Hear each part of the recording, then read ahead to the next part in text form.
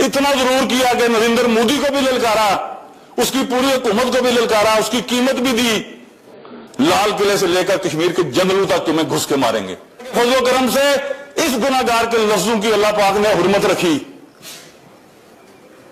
चंद दिनों बाद हमारी मुसल्लह अफवाज ने, हमारे शाहीनों ने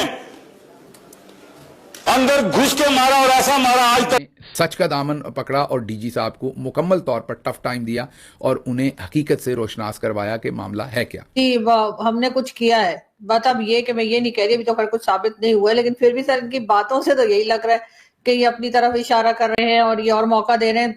अगर सोचें अगर एफएटीएफ में या कहीं लेकर भारत चला जाए इनकी इस, या तो देखो ऐसे बयान जो है आदमी अपनी मर्जी से नहीं दे सकता, तो दैट मींस ये बयान जो है it has been tutored doctored naturally by the Pakistani military might. तो आसिम मुनीर ने बोला होगा शू, और इसने भौ भौ करना वहां पर शुरू कर दिया।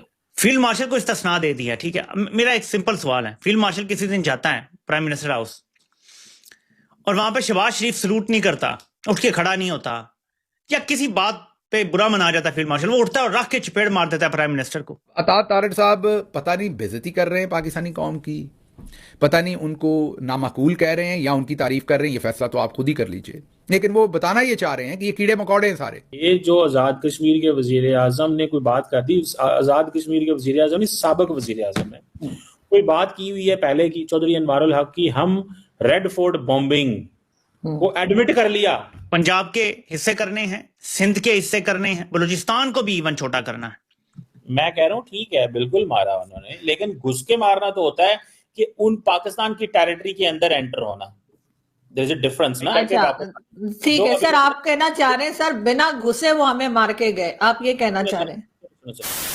नमस्कार दोस्तों, जय हिंद। जैसा कि आपने क्लिप में देखा, पाकिस्तानी मिनिस्टर ने खुद पाक फौज की पोल खोलकर रख दी है और खुद माना है कि कश्मीर से लेकर लाल किला सब पाक फौज ने कराया है, जिसकी वीडियो सोशल मीडिया पर वायरल हो रही है। दरअसल पाकिस्तान सालों से ये दावा करता रहा है कि भारत में होने वाले हमलों से उसका कोई लेना देना नहीं है, लेकिन इस बार पाकिस्तान के एक बड़े नेता ने ऐसा बयान दे दिया है जिसने उसके सारे दावे को हवा में उड़ा दिया है। इस बयान ने न सिर्फ सबको चौंका दिया है, बल्कि पाकिस्तान की पूरी दुनिया में पोल खोलकर रख दी है। पीओके के पूर्व प्रधानमंत्री चौधरी अनवारुल हक का एक वीडियो सोशल मीडिया पर वायरल हो रहा है। इस वीडियो में वे साफ कहते दिख रहे हैं कि उन्होंने पहले ही चेतावनी दी थी, अगर बलूचिस्तान में खून खराबा जारी रहता है तो वे भारत के लाल किले से लेकर कश्मीर के जंगलों तक मारेंगे। हक ने कहा कि अल्लाह के फजल से हमने ये कर दिखाया है और अभी भी वो लाशें गिन नहीं पाए हैं। उनके बयान का लाल किला वाला हिस्सा दिल्ली में हुए 10 नवंबर को हुए कार ब्लास्ट की तरफ इशारा करता है। वही पाक मीडिया ये सुन सदमे में है और इसको कवर अप करने की कोशिश कर रही है। ये जो आज़ाद कश्मीर के वजीर आजम ने कोई बात कर दी,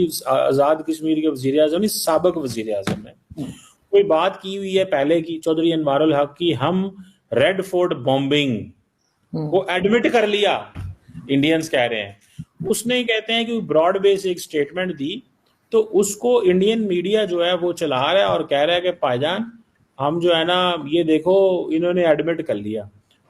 तो ये मतलब what do you make of that? ये क्या मैडम, ये क्या चल रहा है इस मुल्क के अंदर?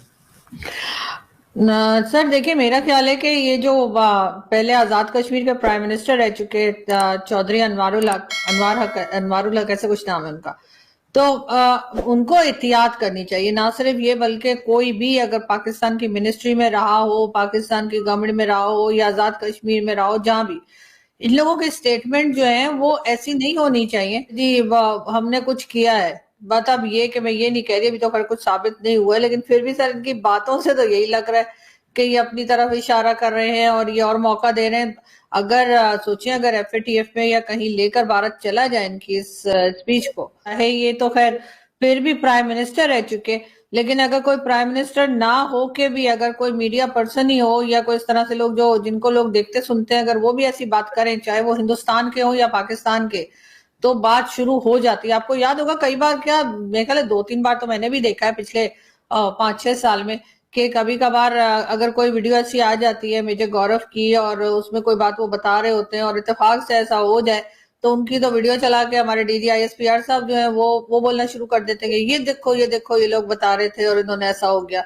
ये उन्होंने कहा ना कि जी हमने ऐसा कहा था तो ऐसा हो गया, और फिर इन्होंने इसी क्लिप में इन्होंने आगे कहा कि कोई और चीज भी उन्होंने बताई कि मैंने ऐसा कहा था तो जी वो भी हो गया, तो हमने अंदर घुस के जो है वो मारा। भाई हमने कब घुस के मारा? घुस के तो भारत ने मारा था। हम तो वैसे मतलब उनके तैयारे वैयारे बाद में गिरा रहे थे या जो भी कहिए जो भी कर रहे थे, जो हमारा क्लेम है अभी तक सो कॉल्ड, तो वो तो हो रहा था, हम जवाब दे रहे थे। हमने घुस के नहीं मारा था, घुस के तो उन्होंने मारा था। हम तो हमेशा से कहते आए हैं कि भाई हमने अटैक नहीं किया था, अटैक भारत की तरफ से हुआ था, हम सिर्फ आप कह रही हैं जवाब कि दे रहे थे। इंडिया ने हमें घुस के मारा है? हाँ तो सर और कैसे मारा है?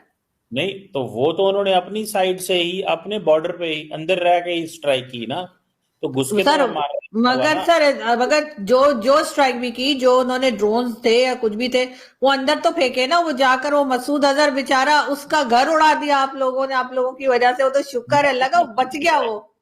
मैं कह रहा हूँ ठीक है, बिल्कुल मारा उन्होंने, लेकिन घुस के मारना तो होता है कि उन पाकिस्तान की टेरिटरी के अंदर एंटर होना।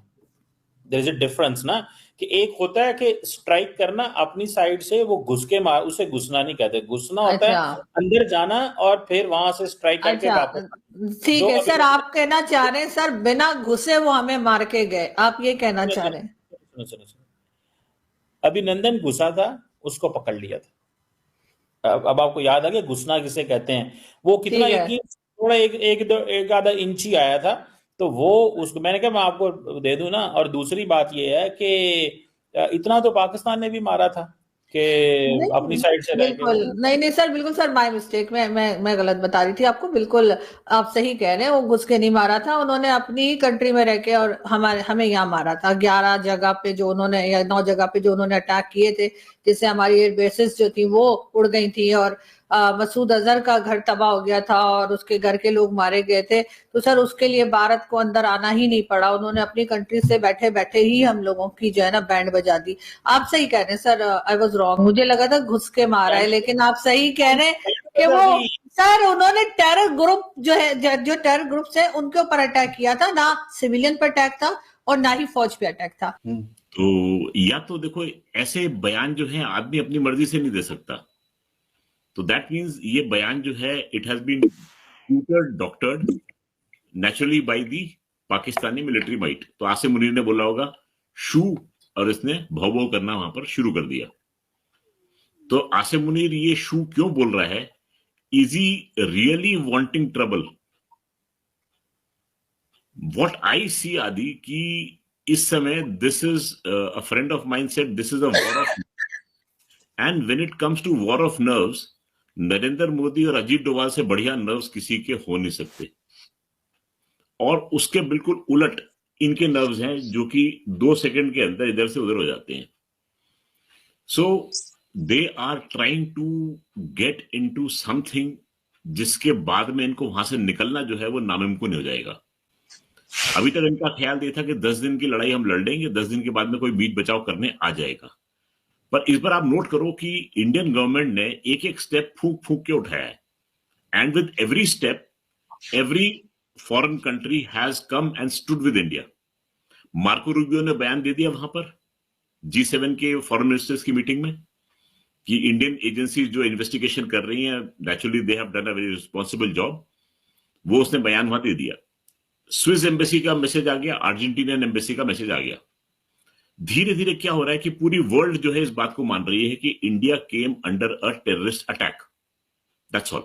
नाउ इस समय आदि जो मुझे दिखाई दे रहा है कि पाकिस्तान की ISI और पाकिस्तानी आर्मी के बीच में वेज जो है वो बन चुकी है। वही कंसर्न तो था, पाकिस्तानी ISI के बीच में कंसर्न था कि भाई वो मिलिटराइज कर रहा है ISI को।